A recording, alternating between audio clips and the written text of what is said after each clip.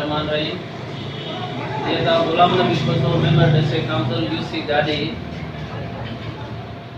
काफ़ी अरसे खां वठी जेका असांजी ज़िला काउंसिल में जेको कुझु थींदो आयो आहे, जेका शइ थी आहे, असां अपोज़िशन जी हैसियत सां जेको असांजो किरदारु रहियो आहे उहो पंहिंजो निभाईंदा आहियूं।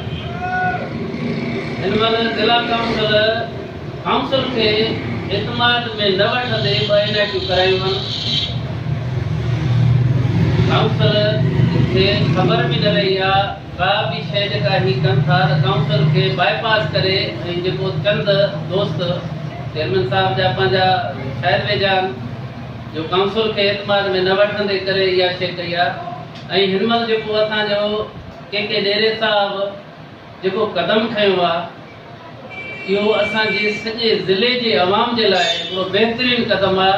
उन क़दम खणण जे लाइ असां हिन जी भरपूर हिमायत बि कयूं था ऐं हिन खे पंहिंजो साथ ॾियण जो यकीन बि ॾियारियूं था त असां हर मसइले में भाउ सां गॾु ऐं अॻिते जे लाइ अमल सां बि जेको कुझु थियो इंशाअल्लाह रहनुमाई वठंदे करे जेको अॻिते जेको मसइलो आयो आहे त उन खे बि असां पाण फेस कंदासीं। इवन एतिरे क़दुरु थी सघे कोर्ट में बि हलिया वञूं, पंहिंजे हक़नि ख़ातिर हर शइ करण लाइ तयारु आहियूं। हिन महिल ताईं सिर्फ़ु ऐं सिर्फ़ु हिननि जा इजलास इहे था हलनि कारो नाणो अछो करण जे लाइ बजट इजलास घुराइनि था।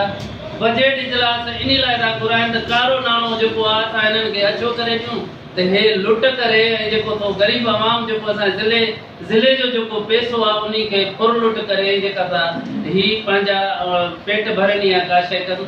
अफ़सोस सां चवणो थो पए त ज़िले काउंसिल जा असां मेंबरूं असां पंहिंजे ॻोठनि ताईं नथा वञी सघूं।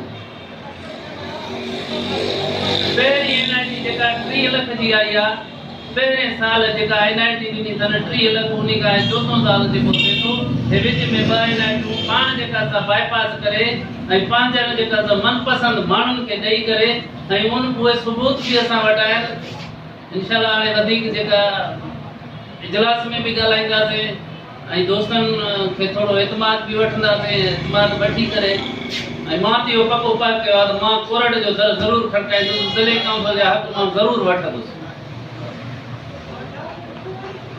असांजी